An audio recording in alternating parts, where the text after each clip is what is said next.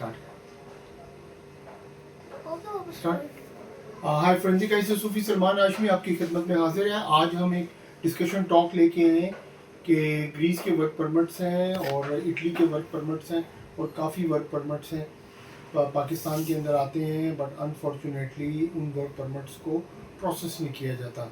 तो आज जो हमारे गेस्ट हैं वो माशाल्लाह बड़े ही एक्सपीरियंस और ग्रेट टॉकर हैं, सोशल वर्कर हैं।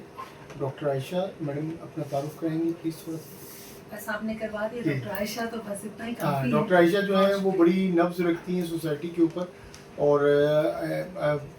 और काफ़ी इंफॉर्मेटिव है।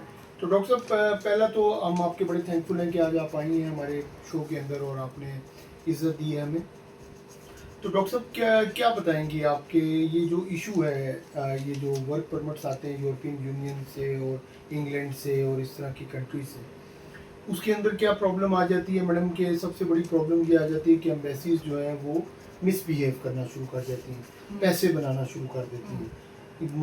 पाकिस्तान एक बहुत बड़ी इंडस्ट्री है। मैं आपको एक तो ये इन्फॉर्म करना चाह रहा हूँ कि हमारी 26 करोड़ अवाम है और आपको पता है पॉपुलेशन प्रेशर बहुत ज़्यादा है इन सारी यूरोपियन कंट्रीज़ में। किसी की 10 लाख पॉपुलेशन है, किसी की 40 लाख पॉपुलेशन है, किसी की 7 करोड़ पॉपुलेशन है, 2 करोड़ है। तो छोटी छोटी कंट्रीज़ हैं ये, छोटी छोटी इनके प्रॉब्लम्स हैं।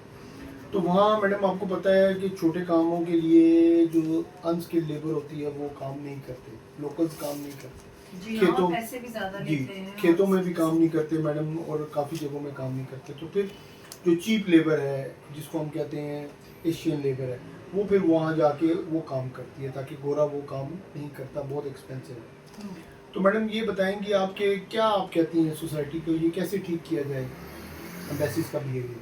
बहुत शुक्रिया। एक तो इस वजह से भी यहाँ जो लेबर मंगवाई जाती है उसकी एक वजह ये भी होती है कि दूसरे लोग तो सस्ते भी पड़ते हैं, वहाँ के लोग ज़्यादा पैसे लेते हैं।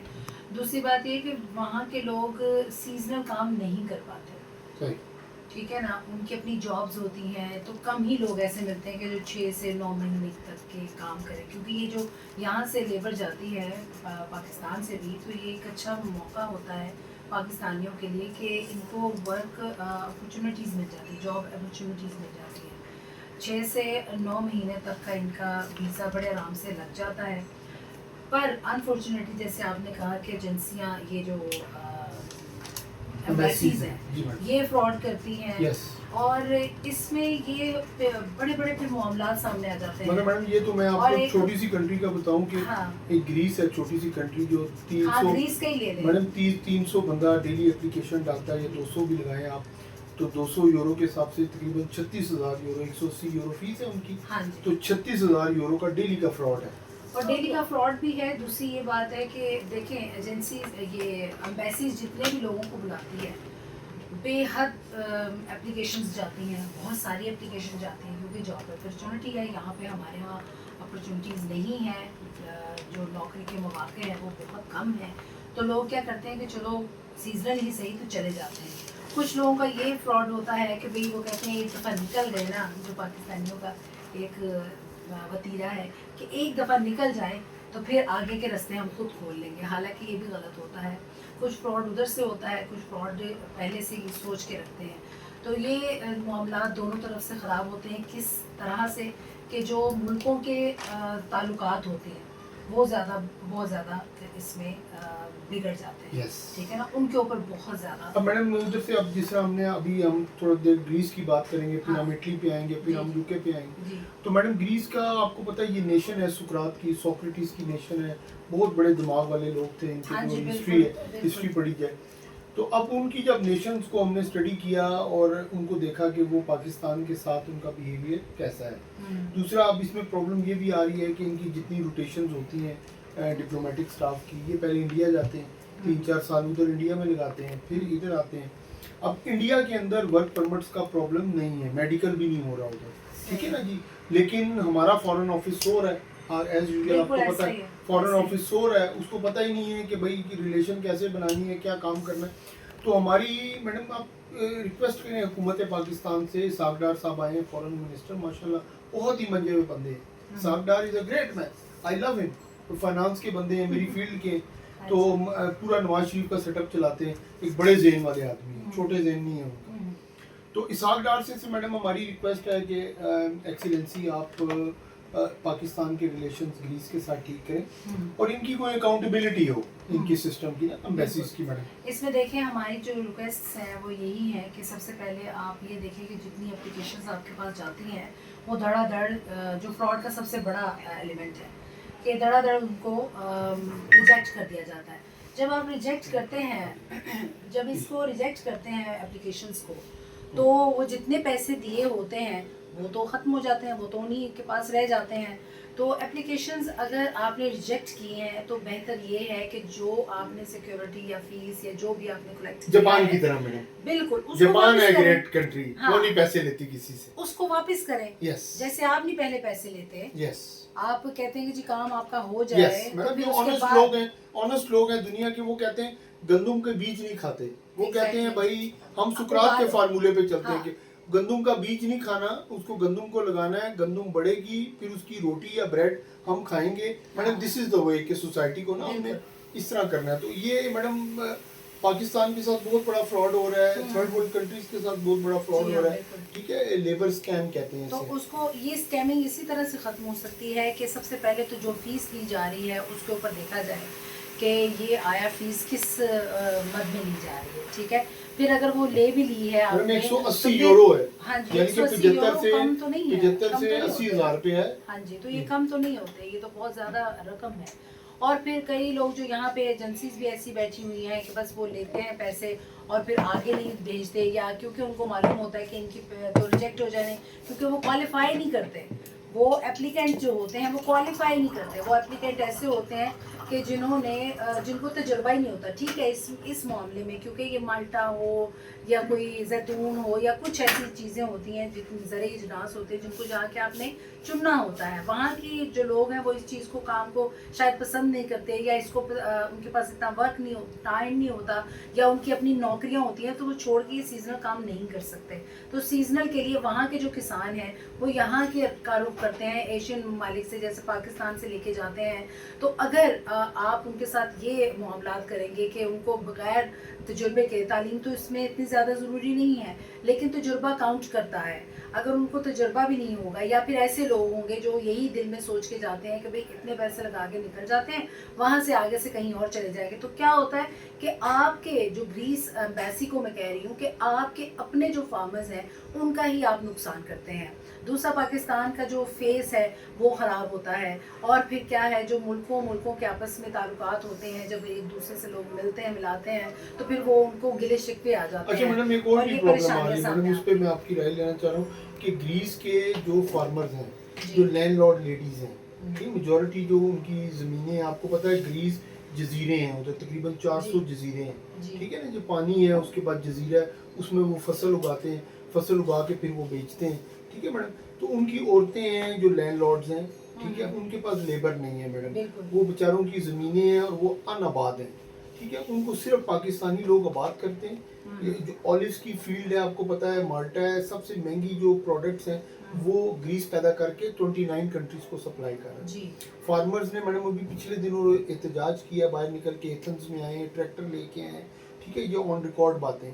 تو ابھی آپ میڈم یہ بتائیں ہمیں کہ اس مسئلے کا حل کیسے ہوگا, پاکستان کی جو امبیسی میں بندے بیٹھے ہیں ان کو کیا کرنا چاہیے, اور جو ہماری ڈپلومیٹس ہیں ان سے ہماری ریکویسٹ ہے کہ سر آپ اپنی کنٹری کے ساتھ کو رحم کریں. اور انڈیا, مجھے تو میڈم یہ لگ رہا ہے, مجھے درست کیجیے گا اگر میں غلط ہوں, کہ انڈیا کو ڈائریکشن دے رہا ہے ان کو کہ بھائی جان پاکستانیوں کے ویزے مت لگاؤ. یہ تو ڈیفینیٹ سی بات ہے, انڈیا تو ہمارے ہر جگہ پہ کہیں نہ کہیں ان کی جو پراکسیز ہیں وہ گھس جاتے ہیں. آپ کو پتہ ہے کہ پاکستان کتنا بڑا معاملہ سر کر رہا ہے, یہ ایک پہاڑ سر کرنے سے بھی زیادہ بڑا معاملہ ہے جو کہ پاکستان نے اٹھایا ہوا اپنے اوپر بیڑا, تو وہ حل کر رہا ہے. تو اس لحاظ سے تو انڈیا کو بہت زیادہ آج کل آگ لگی ہوئی ہے نا, بہت زیادہ تکلیف میں ہے, کیونکہ میڈم انڈیا کے اندر نہ میڈیکل ہو رہا ہے, ٹھیک ہے, ہمارے یہاں 30,000 روپے کا میڈیکل ہو رہا ہے, انڈیا کے اندر میڈیکل نہیں ہو رہا. وہاں کی لیبر فوراً ان کا ویزا لگتا ہے, کوئی اپوائنٹمنٹ سسٹم نہیں ہے, ڈائریکٹ ادھر ویزا سبمیشن ہو رہی ہے. پاکستان کے اندر 3 مہینے سے ابھی اپوائنٹمنٹ ہی کوئی نہیں ہے امبیسی کی, ٹھیک ہے میڈم, یہ پرابلمس چل رہی ہیں, اس کے اندر بھی بڑے لوپ ہولز ہیں. تو آپ میڈم रिक्वेस्ट करें foreign office of Pakistan and foreign office of Greece हाँ कि सर प्लीज ये प्रॉब्लम हल करें। मैंने तो अपने- आपसे देखिए पहले ही उनको कह दिया है कि इतनी बड़ी मैंने बात बता दी है कि अगर आप क्या करेंगे ना कि ग्रीस जो एम्बेसी है वो अगर इस तरह का मामला करेगी तो वो जनाब अपने ही फार्मर्स का नुकसान कर रही है, ठीक है ना, ये अपने फार्मर्स का नुकसान है। तो मैडम आप क्या कहती हैं अभी हमें, क्या आप मैसेज क्या कह रही हैं कि क्या होना चाहिए सोसाइटी के लिए? मैं तो यही मैसेज देना चाहूँगी कि अपने लोगों को भी कि आपकी तालीम इसमें ज़्यादा ज़रूरी नहीं है, लेकिन आप तजुर्बा ज़रूर हासिल करें और एक अच्छे जगह पे रब्ता करके इन लोगों की आप चूँकि एक किस्म की लेबर है और इमदाद है, आप उन लोगों के जो किसान वहाँ पे काम कर रहे हैं उनकी इमदाद के लिए जा रहे हैं, तो अपने दिल दिमाग को इस पॉइंट के ऊपर लेकर आएँ कि आप किस मकसद के लिए जा रहे हैं। 6 से 9 महीने का ये वीज़ा होता है, ये सीजनल वीज़ा होता है। अगर आप ये काम कर सकते हैं तो फिर क्वालिफाइड जो एजेंसीज़ हैं जैसे फोरेंसिक आई है, इनके पास आप आ सकते हैं। इसके अलावा आप ये देखें कि एम्बेसीज़ में क्या हो रहा है, और एम्बेसी वालों को मैं भी यही कहूँगी कि जी अगर आपने अपने ही किसानों का बेड़ा गर्क करना है तो फिर तो आप ये मामला जो आप लोग कर ऑलरेडी रहे मैडम हैं ये जगह चलता रहे। बेबाद है, हाँ वहाँ जी, कोई है ही नहीं, वहाँ कोई आबाद है ही ही नहीं करता। ठीक है ना, तो ये हमारे जो लोग हैं वही जाके मुल्कों को जाके आबाद कर रहे हैं। तो ये जो आउट ऑफ द वे जाके और बहुत कंट्री से बाहर जो हमारे जो मामलात चल रहे हैं, जो सियासी मामलात चल रहे हैं, जो दिफाई मामलात चल रहे हैं, उनका देखे देखी जो दूसरे ममालिक हमारे रकीब ममालिक हैं वो इसमें बहुत ज़्यादा क्या कहते हैं मुदाखलत कर रहे हैं, बिल्कुल। तो उनका भी ध्यान रखें और अपने मुल्क को और हमारे मुल्क को एक दूसरे के साथ दोस्ती को बेहतर बनाने के लिए, रिलेशन को बेहतर बनाने के लिए इस पूरे मामले को बहुत ज़्यादा बेहतर तरीके से चलाने की कोशिश करें, क्योंकि पैसे जो आवाम लगा रही है वो भी बहुत ज़्यादा मुश्किल से कमा रही है, और जो पैसे जो आपके लोग वहाँ पे ग्रीस फार्मर्स जो लगाते हैं देते हैं वो भी बहुत मुश्किल से कमाते हैं, उन्होंने बड़ी मेहनत की होती है। तो दोनों तरफ का सोचें, सिर्फ ये नहीं होता कि भाई एम्बेसी में आप बैठ गए हैं तो मुफ्त की फ़ीसें लेते जाएं और फिर जो लोग देखें कि जो आप वीज़ा ख़त्म कर रहे हैं, किसी को अगर एप्लीकेशन को रद्द कर रहे हैं तो वो क्यों कर रहे हैं, उसके ऊपर नज़रसानी करने की ज़रूरत है कि भाई वीज़े क्यों रद्द किए जा रहे हैं, क्यों ख़राब किए जा रहे हैं, उसको देखें। और अगर आपने एप्लीकेशंस को ख़त्म किया ही है तो फिर जो एप्लीकेशंस को आपने रिजेक्ट किया है उनकी फ़ीस वापस करें। इसी तरह से और बहुत सारे मामलात हैं, उनको चेक करने की बहुत ज़्यादा ज़रूरत है। ये इस वजह से कि ताकि ग्रीस के और पाकिस्तान के जो रिलेशंस हैं वो बेहतर से बेहतर किए जा सके। मैडम मैं बड़ा आपका मशकूर हूँ, और बाकी हम इंशाल्लाह ताला एक और सेशन लेके आएंगे, और आपका बहुत मशकूर हूँ। फोरेंसिक आई आपकी खिदमत के लिए हाजिर है। आपको कंसल्टेंसी कोई भी चाहिए, किसी किस्म की फ़ाइल बनानी है, कोई भी लीगल रिक्वायरमेंट है, उस एम्बेसीज़ के कानून जितने भी हैं पाकिस्तान के और ग्रीस के, हम उसमें एक्सपर्टीज़ हासिल करते हैं और आपको बताएंगे कि इस वक्त कानून क्या नया है, क्या पॉलिसी आई है, हम आपको अपडेट देंगे। सूफ़ी साहब आपको पता है अपारा में G6 में आपकी खिदमत के लिए हाजिर है, और हमारी आपको पता है हम खिदमत में हाजिर हैं। हम कोई पैसे पहले नहीं लेते, हम अपनी कंसल्टेंसी बाद में लेते हैं। बाद में भी पाकिस्तानी हमारे साथ फ्रॉड करते हैं, पैसे नहीं देते। मैडम इसके बारे में मैडम कोई मशवरा दें कि कैसे हमारी कौम ठीक होगी, फ्रॉड करना कब बंद करेगी? मुझे तो बहुत दुख हुआ है आज ये जान के कि कुछ लोगों ने आपके साथ इतना बड़ा फ्रॉड कर दिया। मतलब एजेंसीज लोगों के साथ फ्रॉड करती हैं, और यहाँ मैं देख रही हूँ कि लोग एजेंसी के साथ फ्रॉड करके चले गए हैं। कि मतलब आप ये एक अच्छी सूफी मैडम एक ब्रांड है, ये सूफी किसी हाँ, के साथ बिल्कुल। नुकसान नहीं करेगा, जी, कुछ भी ये हो जाए। एक अच्छी चीज है, आपने बड़ा अच्छा एक इकदाम उठाया हुआ है कि भाई आप पैसे बाद में लेते हैं। Yes. ये मैं सुन के बड़ी हैरान हुई कि अच्छा ये लोग पहले काम करवा के उसके बाद पैसे लेते हैं, और फिर उसका नुकसान ये हुआ। हालांकि ऐसे बंदे को कभी नुकसान नहीं होना चाहिए, और आप लोगों को ऐसे बंदे की कदर करनी चाहिए, ऐसे एजेंसी की कदर करनी चाहिए जो कि आपसे पैसे बाद में लेगी। अपनी जितनी भी उन्होंने वर्किंग की है उसके पैसे, उसकी फ़ीस वो कहते हैं कि हमसे आपसे बाद में लेंगे, लेकिन आप लोग ये फिर ना करें। क्योंकि मैं क्या कहूँ, अब हमारे पाकिस्तानियों की ये मेंटालिटी कब बदलेगी, क्या होगा, ये कुछ कहा नहीं जा सकता। ये जब तक आप अपने ज़मीर को झंझोड़े खुद नहीं झंझोड़ेंगे ना, कोई जितना मर्जी आपको हिला हिला के कहे ये चीज़ ना करें, आप फिर भी करेंगे। تو اس لیے ایسے لوگوں کی قدر کریں. پھر وہ لوگ اس کا مطلب ہے بہتر راہ اختیار کر لیتے ہیں جو آپ کے پیسے بھی لے جاتے ہیں اور فر کر کے اڑ بھی جاتے ہیں, اور پھر آپ دیکھتے رہتے ہیں, ایجنسیاں ڈھونڈتے رہتے ہیں, آفسز ڈھونڈتے رہتے ہیں کہ کہاں تھا یہ آفس والا, کدھر گیا, تو وہ آپ کو نہیں ملتا. وہ آپ کے پیسوں پہ دوسرے ملک میں جا کے ایک اور اسکیم کر رہا ہوتا ہے. لیکن مسئلہ یہ ہے کہ یہ تو میں نے دیکھا ان کا آفس ہمیشہ سے یہیں پہ ہے اور آئندہ بھی یہیں پہ رہے گا, تو اس کا آپ نے ناجائز فائدہ اٹھا کے کچھ لوگوں نے یہ کیا کہ صوفی صاحب کے پیسے لے گئے. تو میں ان سے ریکویسٹ کروں گی کائنڈلی پیسے دیں تاکہ یہ آفس جو چلا رہے ہیں وہ نہیں آپ کی جو فیس اپنے ورکنگ حق حلال کا جو آپ سے اپنا حق مانگتے ہیں اسی سے یہ آفس چلتا ہے. تو ایسا نہ کیا کریں. کائنڈلی میں آپ سے اپیل کرتی ہوں کہ جن لوگوں نے یہ حرکت کی ہے تو اس کو کافی بندے ہیں, وہی کہہ رہی ہوں نا, مارکیٹ میں میرے سامنے تو آج یہ ہوا ہے نا, تو جی. میں دیکھ کے بہت حیران ہوئی. میں شاکڈ ہوئی ہوں اس بات کو سن کے کہ پہلے تو میں آپ کے رویے پہ حیران تھی کہ آپ پیسے بعد میں لیتے ہیں, یہ کیسا بندہ ہے.